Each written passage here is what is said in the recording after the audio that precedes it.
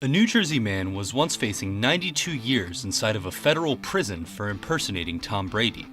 Scott V. Spina of Bloomfield, New Jersey, was charged with mail fraud, wire fraud, and identity theft by federal investigators after he pretended to be the New England Patriots quarterback. In the years leading up to this day, Scott, or Scotty Kicks as most people knew him, scammed his clients out of a fortune in merch, shoes, and other items. Now, the 25-year-old was looking at a lifetime of punishment. Scott Spina got his start reselling sneakers when he was just 15. As a high schooler, he would buy limited edition sneakers online, advertise them on his Instagram page, and then sell them for a profit. Pretty soon, this business model got him in touch with New York celebrities like Brandon Jacobs, Jason Pierre-Paul, and others. Hey yo, shout out to ScottyKicks.com. Special delivery right here. You know I get some of my kicks from Scotty Kicks. Get your kicks from Scotty Kicks. Anything you need, we got you. Go check out my man's album dropping in the stores Friday. Another one. In 2016, Scotty was introduced to rapper Fat Joe. A year later, the pair opened up a sneaker store in the Bronx. Fat Joe would provide all funding for the business, while the 19-year-old Scotty would manage the location, store, opening, social media, and day-to-day operations. Scotty Kicks had finally made it. For a couple of weeks. See, he had promised his clients high-end sneakers. Instead, he used their personal information to buy golf carts, ATVs, and other items totaling over $500,000. Spina was imprisoned for fraud in 2018 and released after 2 years. That was the first time. Pre-scandal, Scott had bought a Super Bowl ring from a former Patriots player, a man known only as TJ. This ring was encrusted with 5 Lombardi trophies, 283 diamonds, and the words "greatest comeback ever." We were just chomping some burgers at halftime saying this game feels like it should be 28-3 in favor of Minnesota. Why is it... Since that game, though, TJ had fallen on hard times.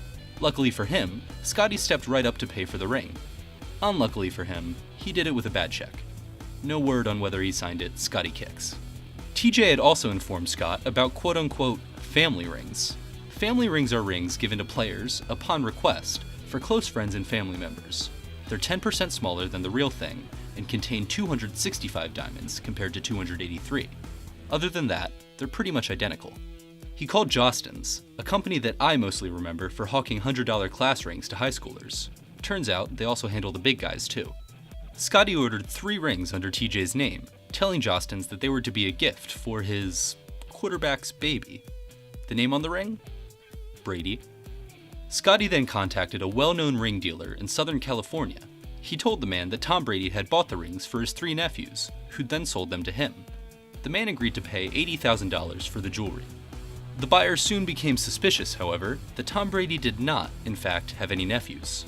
He backed out of the deal. On that same day, Scotty sold the rings to an auction house for $100,000. One of the rings by itself sold for over $330,000, a record. Also available at this auction was the head of the San Diego chicken, for a feather under $10K. When investigators uncovered the scam, they hit Scott with 1 count of mail fraud, 3 counts of wire fraud, and 1 count of aggravated identity theft. The maximum penalty for these crimes was 92 years inside federal prison. At 25, that would have been a life sentence for Scotty Kicks. Spina pleaded guilty to all 5 charges. After reviewing the case, the judge knocked his sentence down to just 3 years. Scotty also agreed to pay TJ the roughly $63,000 he had gotten for the stolen Super Bowl ring. If you put your mind to something and you're serious about it, you can basically do anything you want in this world, I think. This video is brought to you by Raycon. Guys, I love Raycon. I wear their earbuds when I'm watching baseball, when I'm listening to podcasts about baseball, and when I'm talking with friends about baseball. I also use it for non-baseball stuff too, like when I'm cooking. This year, Raycon is turning 6 years old. In those 6 years, Raycon has made a name for themselves in the premium audio space. Their everyday earbuds are known for delivering high-quality audio and thoughtful features like a 32-hour battery life and a perfect in-ear fit for all-day wear and lasting comfort. At half the price of other premium brands, no wonder they've already racked up 78,000 5-star reviews. And in this past year, they expanded their entire business with the introduction of Raycon Home and Raycon PowerTech, so needless to say, there's a lot to celebrate. And for you sports fans out there, Raycon is offering my viewers 20% off the entire site, with some products up to 40% off. celebrate Raycon turning 6 with their biggest sale of the year, going on now. Hurry now to buyraycon.com/Stark and use code BIRTHDAY to get 20 to 40% off site-wide. Now, Scotty Kicks is far from the only example of fraud in the memorabilia industry. He's just the dumbest. Collecting sports memorabilia is one of the most common hobbies in America. It's also become one of the most lucrative. 2022 alone saw the record for most expensive sports item broken not once, not twice, but 4 different times. The current record belongs to this 1952 Topps Mickey Mantle card, considered by experts to be one of the finest examples of its kind. Originally bought for $50,000 in 1991, the card was sold in August of 2022 for $12.6 million. And it's not just baseball cards that sell for insane prices either. In September of 2022, Michael Jordan's iconic Last Dance jersey, which he wore throughout the 1998 NBA Finals, sold for $10.1 million. I don't know whether he washed it first or not. Other items sold for millions in recent years include Babe Ruth's World Series ring, Diego Maradona's game-worn jersey, and the belt Muhammad Ali had on for the Rumble in the Jungle. Sports collectibles bring in billions of dollars of revenue each year. Depending on who you ask, the market could be as big as over $25 billion, which would make it bigger than every actual sports league in existence. Even by conservative estimates, the industry's been growing at a breakneck pace over the past few years, largely thanks to amateur collectors and hobbyists. There's been a massive influx of newcomers, and as is the case every time people are spending their money on stuff they don't know about, scammers are anywhere and everywhere. In 2022, US Customs and Border Protection intercepted a package containing a small fortune's worth of fake Patrick Mahomes merch, as well as other counterfeit sports memorabilia.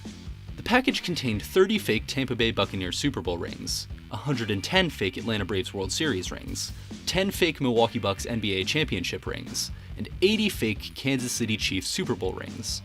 The items were worth $345,000 in total. Feds also seized 56 shipments of fake sports trophies that year, estimated to be worth around $1 million had they turned out to be legitimate. Nope. That's bad, yeah. No, it's the same thing. Yeah, that's definitely a forgery. So then, what can be done to stop these scams? Major League Baseball, for one, has its answer. MLB requires there to be at least 2 official authenticators at every single game, from spring training through the last out of the World Series. They authenticate over 500,000 objects each year, including jerseys, caps, cleats, belts, bases, and lineup cards. They'll verify dirt, they'll verify urinals, they'll verify stalks of corn. But it's mostly baseballs. Sometimes these items go to the Hall of Fame. Others will go to the teams or the players themselves. But most of the time, they're made available for purchase by fans. The authentication program is a way for MLB to document its history and bring in additional revenue. Before that, however, it's a security operation. The 1990s saw a wave of collectibles fraud hit the Chicago area. It was the middle of the Bulls dynasty, and fake Michael Jordan autographs were flooding the market. In response, the FBI launched Operation Foul Ball. Over 18 months, they convicted 14 people of forging and distributing autographs. But this was only the beginning. As investigators looked into these forgeries, they quickly realized that the problem wasn't limited to Chicago, it was a national one. So, in 1997, they began Operation Bullpen. They sent undercover agents as memorabilia distributors to infiltrate and bust forgery rings.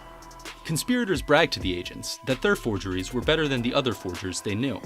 They joked about how Mickey Mantle and Wilt Chamberlain could still sign autographs from the grave. One claimed that if he went to trial, he would testify that he was actually Babe Ruth. Hall of Famer Tony Gwynn personally helped with the investigation after he walked into an official Padres gift shop one day to find Tony Gwynn autographed items that he knew he'd never signed. Investigators estimated that at least half of the items for sale across the industry were in some way counterfeit, possibly up to 90%. 18 forgery rings were caught in total. The government seized millions of dollars, 5 homes, jewelry, a motorcycle, a Ferrari, and a boat. It was a lucrative operation for the FBI, but embarrassing for leagues like Major League Baseball. To avoid another scandal, MLB implemented a first-of-its-kind authentication system in 2001. Here's how it works. Each piece of memorabilia is witnessed by a third-party authenticator who is responsible for tracing the exact location of an item throughout the game. Once they have the item, they mark it with a uniquely numbered hologram. This hologram is tracked in a database, which you can access on MLB's website. If you type in the serial number of a baseball, for example, it'll tell you what game it's from, the pitcher who threw it, the batter who hit it, the speed it was thrown at, and the exit velocity, among other things. The people who do this job are required to have experience in law enforcement. This is meant to ensure that they have an understanding of how evidence is collected and stored. The positions are also never openly listed, so you can't just log on to Indeed.com and find a job posting. Candidates are recruited via word of mouth only, and have to undergo extensive training. The goal here is to limit turnover, which is why many of the 200 plus authenticators working today have been around since the start. Skilled authenticators will remember players' styles, whether pitchers get more ground balls or flyouts, and how often they like to ask for a new baseball. They verify about 50 items in a typical game. For the not typical games, that number can reach over 100. There is one type of hit that can be tough to authenticate: home runs. As it turns out, having a dozen or so crazed fans dive on top of a ball can make it hard to keep track of, so homers are usually only tagged if they bounce back onto the field. MLB tried to retrieve some home run balls from the Field of Dreams game in Iowa, but, and this is a direct quote, with the way the corn was planted, the immensity of it, and the height of it, the ball would literally just disappear. So they settled on authenticating the corn itself. When Miguel Cabrera hit his 500th homer in 2021, the process looked like this. Dozens of balls were stenciled with an M and a serial number, as well as a unique marking that can only be seen under a special light. They used these balls for Cabrera's plate appearances only, nobody else. Miggy hit number 500 in Toronto. The ball was picked up by the bullpen catcher, given to the authenticator, given a sticker, and then given back to Cabrera. MLB's system is the gold standard, setting the example followed by all the other sports leagues. But let's say you're not a professional authenticator. How can the average person spot a scam versus the real thing? Here's what you can do to stay safe. The first thing is that the more popular the player, the more fakes and forgeries there are.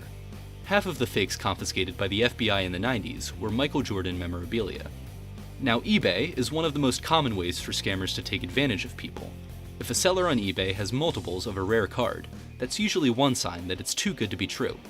If the listed price is way below what other sellers are asking for the same thing, that's another red flag. When it comes to autographs, there are a couple ways to know what's real. One is third-party authentication. Companies like JSA will compare an autograph with known examples, cross-referencing details like pen pressure and letter formation. Another way to verify an autograph is to have a witness from the grading company present at the signing. This removes any uncertainty that the signature is real, and the items are certified on the spot. And when it comes to baseballs, all you need to do is look for that sticker. No sticker.